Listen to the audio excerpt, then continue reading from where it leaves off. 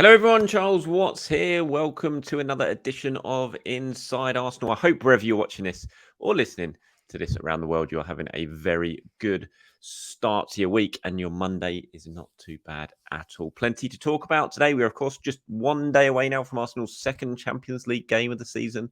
Their first away game of this season's group stages. Arsenal taking on Lens tomorrow night in France. The squad will be travelling over to France a little bit later on today. Or by the time you're watching or listening to this episode, they might well already be over there.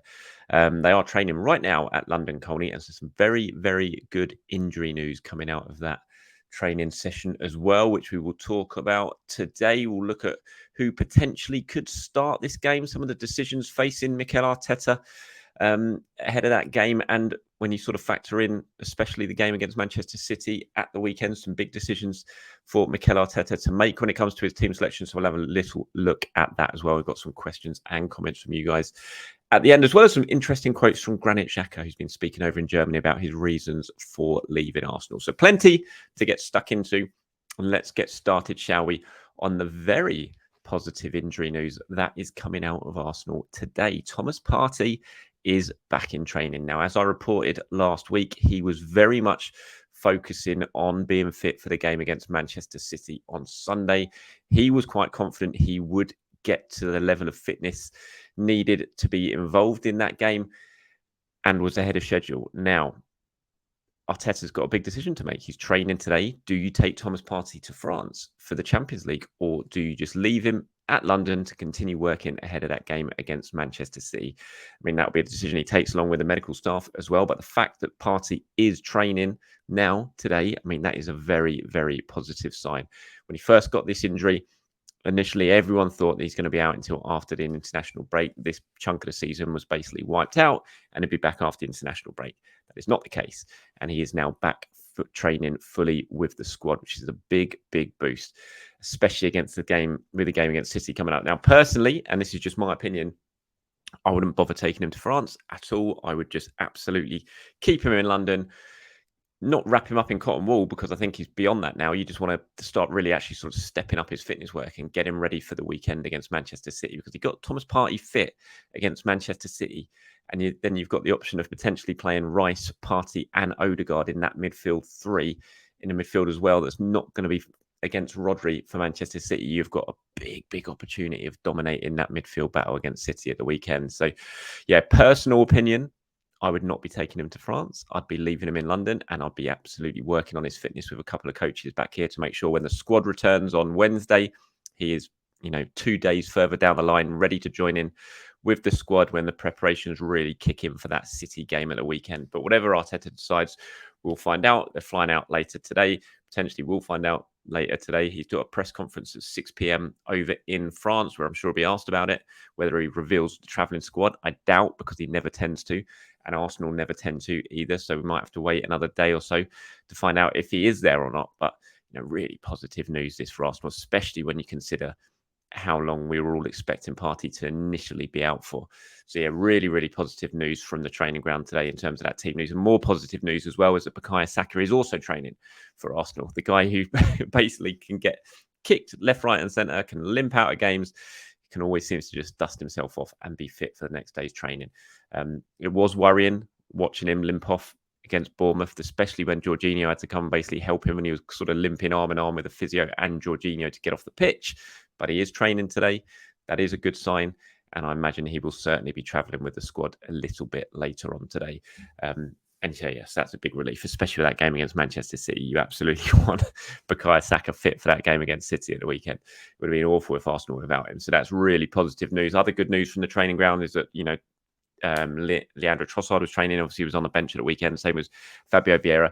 Sounds like the only two players who weren't involved. Still no Gabriel Martinelli, but that's no great big surprise. The fact that Brazil didn't pick him in their squad for the upcoming international games, the international break, sort of told its whole story in terms of how long Gabriel Martinelli was going to be out for. There was no coming back quickly from that hamstring injury for Martinelli. I said it at the time, when a player relies on his pace and acceleration like Martinelli does, if you get yourself a hamstring injury, you're not going to suddenly shake that off and be available in a week or so. It's always going to be a sort of 3-4 week thing. So hopefully he'll be back after the international break. And the only other player is Jurrien Timber, who of course we know about and isn't going to be fit for well, the majority of the season, if not the season. So yeah, good news really on the injury front for Arsenal. And that certainly begs the question when you look ahead to tomorrow night's game about what is Mikel Arteta going to do? Who is going to play? What is the starting lineup going to be against Lens? This was the starting lineup that Arsenal had against PSV in the last Champions League game. If you're watching this on YouTube, you can see the slide that I have just brought up. And yeah, David Raya, Ben White, Saliba, Gabriel, Zinchenko, Rice, Odegaard, Havertz, Saka, Jesus, and Trossard. That was the starting 11 that started the first Champions League group stage game. Now, a lot of people are going to be looking at this Manchester City game at the weekend and saying, right, he needs to rest some players. You know, Arsenal can go to Lens and they can win. They don't need their full strength team. To an extent, I can kind of see that argument, but I think Mikel's going to go pretty strong, if not as strong as possible against Lens. I think this is the Champions League at the end of the day. You cannot take anything for granted. You can't take any risks. You know, Arsenal need to get through this group. They've given themselves a really good chance with that thumping 4-0 win against PSV at the weekend. I don't think now is the time to take your foot off the gas and risk something. Away games in the Champions League are really, really difficult. Any away game in Europe is really, really difficult, but certainly in the Champions League, yes, Lens haven't started the season that well over in France, but they're still a dangerous side. They got a good 1-1 draw away in Sevilla in the first game, and they are going to be absolutely, this is their first Champions League night at home for 20 odd years. Lens, it is going to be bouncing. It's such an intense atmosphere over there at the best of times. It's going to be absolutely incredible tomorrow night. And Arsenal are going to have to be at their very, very best to get a result over there. So I don't think Mikel can be taking things too lightly. It is Tuesday night as well. Manchester City is not till Sunday. I just don't think you need to rotate in this game. I think this sort of lineup that we saw here against PSV, I think we're going to see a very, very similar lineup. Now, I've said that I would keep Thomas Partey at home. I don't think he necessarily needs to travel for this game, having just come back to training. So I'd, in my opinion, I'd not be factoring Thomas Partey into the equation here. But when I look at this starting lineup that he used, obviously there's going to be, well, I doubt Trossard's going to be, he might play, I'm talking myself out of it now on that left-hand side, because he didn't even come on against, Bournemouth, did he, at the weekend? But he was fit. He was deemed fit enough to travel and be in that squad. If he's had a few more days training, he's training today, potentially Trossard might well get the nod on the left-hand side, and that would allow you to move Gabriel Jesus back into the centre, which is certainly where I prefer him. Now, I thought Eddie Nketiah played very well against Bournemouth at the weekend. I know plenty of you disagreed with me, as I said in yesterday's video when I brought up a couple of your comments about that Nketiah performance, but I thought he played very well. But I would still much rather see Gabriel Jesus as a number 9 for Arsenal. And if Trossard is fit now, and you'd think if he was fit enough to be on the bench at the weekend, he's got a couple more training sessions in him today, then potentially he would be an option on the left-hand side. If not, I imagine you'd just keep Jesus on the left and play Nketiah there. But other than that, when I look at this starting lineup, I don't think we're going to see too many changes. I think it will definitely, I think Raya probably now keeps his place. The amount of times I've said to myself, I think Ramsdale might come back in for this one, and he doesn't. So I think Raya probably keeps his place. I think Ben White, Saliba, Gabriel, and Zinchenko will certainly be the back four. Declan Rice, I think, will definitely play. Odegaard will certainly play. Maybe Vieira might come in for Kai Havertz, but, wouldn't surprise me at all to see Kai Havertz play pretty much every single game in the Champions League. And I certainly think Saka and Jesus are going to play. So the only real question mark is on that left-hand side.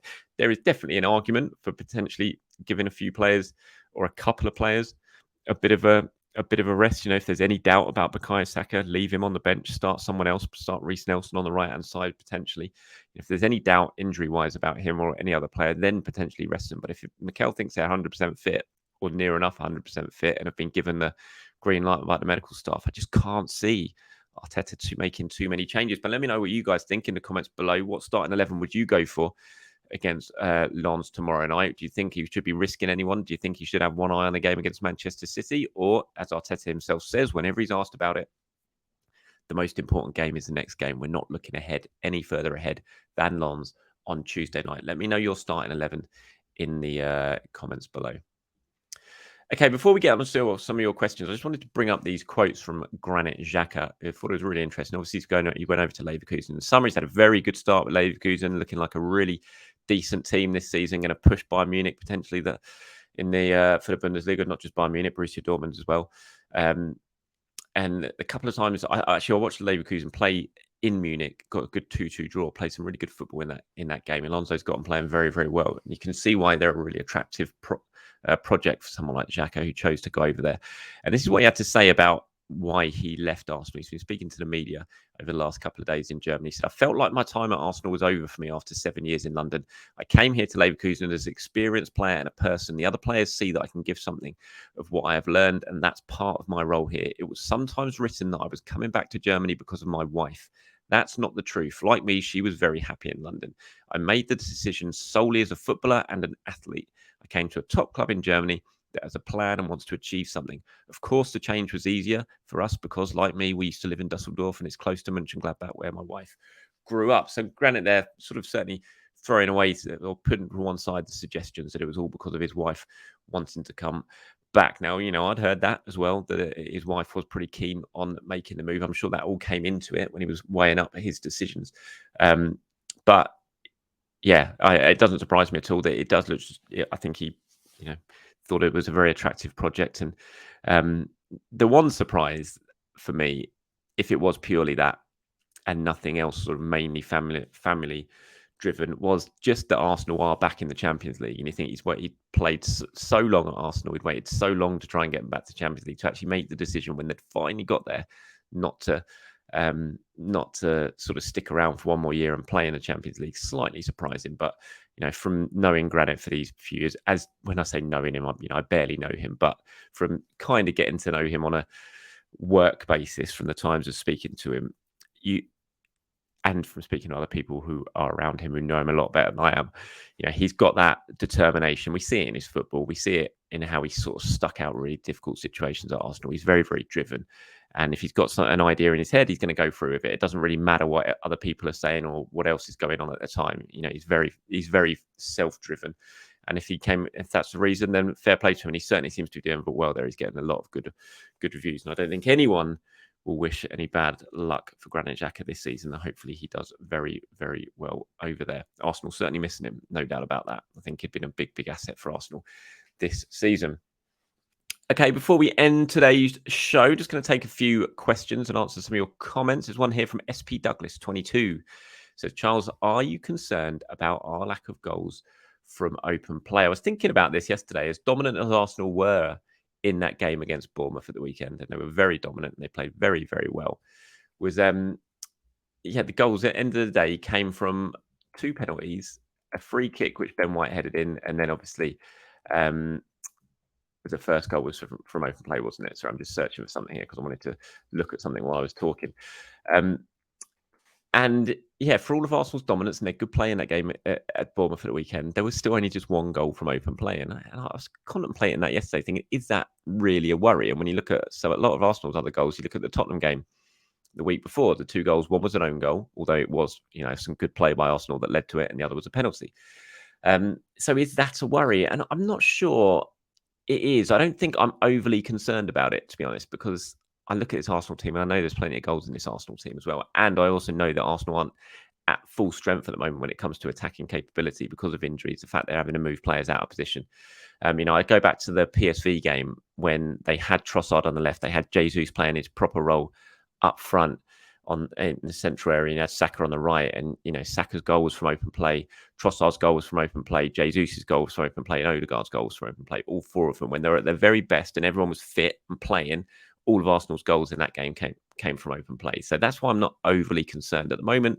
They're having to sort of mix and match a little bit, and you look at the lineups that Arteta's putting out, and maybe they're not at their very best attacking wise. But I think when everyone's there and everyone's available, there's plenty of goals in this Arsenal team. So it's not something I am overly worried about, even though it was something I was sort of mulling over in my head yesterday when sort of focusing on the Bournemouth game a little bit more. They could have easily scored more goals from open play against Bournemouth. Keeper made some really, really good saves. On another day, Arsenal win that game 7 or 8-0. And those goals, Smith Rowe's chances go in that first half. Jesus has a couple of chances. He sticks those away. I think what we do have to accept is that Arsenal don't have that out-and-out clinical finisher, do they? They don't have a Haaland. We know that. It's an open secret. Not many people do have a Haaland because he's that ridiculous. But there isn't that out-and-out goal poacher who's going to take more chances than he misses. Jesus is going to miss chances. Saka's going to miss chances. Martinelli's going to miss chances. I think Trossard and Odegaard, you'd say at the moment, are probably Arsenal's best finishers in this squad. So they do lack an absolute clinical marksman. So they will miss chances, but I still think there's enough goal in this team to see them have a really good season. And I mean, look at the goals they scored last season. I think 88. I don't think anyone in Arsenal's Premier League history has ever had a season where they've scored more goals than what Arsenal did this last season. So there's plenty of goals in this team. They do spread it around. So I'm not overly concerned about it, no. Here's one from Sofian015. Says, hi, Charles, mate. I wanted to know your opinion about next summer's transfer priorities. It is expected that the club will focus their effort on a striker and a right winger. But don't you think that a central midfielder will be equally as important, given the fact it might be time to sell Partey? Jorginho isn't getting younger. We all have Odegaard, but he's got a limited role. We got an absolute beast in Declan Rice, but if he gets injured, we're absolutely doomed. Yeah, I mean, it's an interesting one. This is all, look, I'm not even thinking ahead to next summer when it comes to transfers at the moment. And what I'm going to talk about now is not information based or anything like that. It's just me sort of looking ahead and presuming and, just kind of talking with opinion. I think central midfield will definitely or should definitely be a big priority for Arsenal next summer. I think striker will definitely be a priority. Like you said, that right winger, we say it every year and it still hasn't happened. But I do think right winger, again, trying to find someone who can share the burden with Bukayo Saka should again be a priority. Whether it will be remains to be seen. But I do think from these some of these reasons that you listed, why central midfield needs to be right on the top of Arsenal's list. Obviously, Declan Rice, absolutely brilliant, like you said, beast, and he's going to be around next season. But then you got Thomas Partey, who Arsenal were open to potentially cashing in on last summer. They weren't desperate to do it. They weren't pushing him out the door, but had a really good bid come in. They would have considered it. So that's going to be the case next season as well. He's going to be older. He's going to be a year left on his contract. So it will definitely be something that will be in their minds. Mohamed Elneny, out of contract in the summer. Jorginho will have another year's option, potentially, to be taken up, but not getting any younger. And so when you just purely from a footballing sense, you look at that, it's common sense that midfield has to be, a big, big option. They have a couple of younger players, like Sambi's out on loan. Doesn't look like he's going to be pushing too hard for a first team spot next season. Charlie Patino, another one, remains to be seen what happens with him. He's only got a year left in his contract next summer as well. So when you put all that together, then yes, I absolutely agree. I think it has to be a big, big summer transfer priority, and I'm sure it will be because Edu, we all know he's got that big board right next to his desk at London Colney, and he's got the first 11, or what he considers to be the first 11 at the front, and then just below it, he's got the other options who can play in those positions throughout the squad. And central midfield next summer, just looking at that board, it will be light. There's no doubt about it. So I think that will 100% be a priority. But that's just me talking opinion based. I'm not basing that on any information I have right now. It's so far off. To be honest, I don't even really want to consider the summer transfer window at the moment. I'm still just getting over the last one, to be honest. But thank you very much for your comments there. And here's one from the Ricky Damon. It says, going forward, we should be able to hear those discussions between the officials. Now, this is in response to what I was talking about yesterday with the VAR farce at the Tottenham versus Liverpool game, and Liverpool goals getting ruled out. When I was giving my views on that, I've sat here today and I've been watching Sky Sports News and going on about it endlessly on the ref watch and everything, and Dermot Gallagher desperately almost trying to give excuses for what happened at the weekend, which is laughable. And yes, I just don't understand why we can't hear these discussions. You go to rugby, you hear it in cricket. It's like, what possible reason is there for us not to hear it in football? Why can these other sports use it and use it so well so we can all hear exactly what they're talking about, exactly what their explanation is? It makes no sense. Why is football any different? Why is it so special? Why are they so protected that we can't hear their conversations? It doesn't make any sense to me whatsoever, and we should be able to do it. It's all well and good Howard Webb going on and picking and choosing what audio he wants to be heard and going on Sky Sports to talk about it a few weeks after the event. But what good does that do? It's already happened. Why can't we hear it live so we can hear exactly what they're saying, why they've reached the decision? Why can it work so successfully in rugby? Why can it work so successfully in cricket? So why can't it happen in football? It just doesn't make any sense to me. And I absolutely agree with you, Ricky. It just doesn't make any sense. And it should be one of the first things given if anything good comes out of this joke of what happened at the weekend at the Tottenham Liverpool game, it should be that we get to hear more so we can scrutinise more, so we can get a clearer understanding of what they're talking about. And so there is nothing really to hide. And I think that's a big thing because there's so much suspicion otherwise. It just leads to so much suspicion. And that's never a good thing. So it should be open, honest, and we should be able to hear why they've made a decision and how they've come to that decision, in my opinion. But if you disagree with me, let me know, as always, in the comments below. All right, that's it from me, everyone. Thank you very much for watching or for listening. Appreciate your time, as always, on this Monday. Like I said, Mikel Arteta will be speaking later tonight in France, 6 p.m. That press conference is scheduled for, so keep your eyes peeled for that. There'll be a player as well talking, as is the way with UEFA press conferences. And I'll be back tomorrow dissecting what Mikel Arteta's had to say. We'll look further ahead to the game on the night, and I'll give my predicted 11 as well. So keep your eyes peeled for that. Until then, have a great day, everyone. I'll speak to you very, very soon.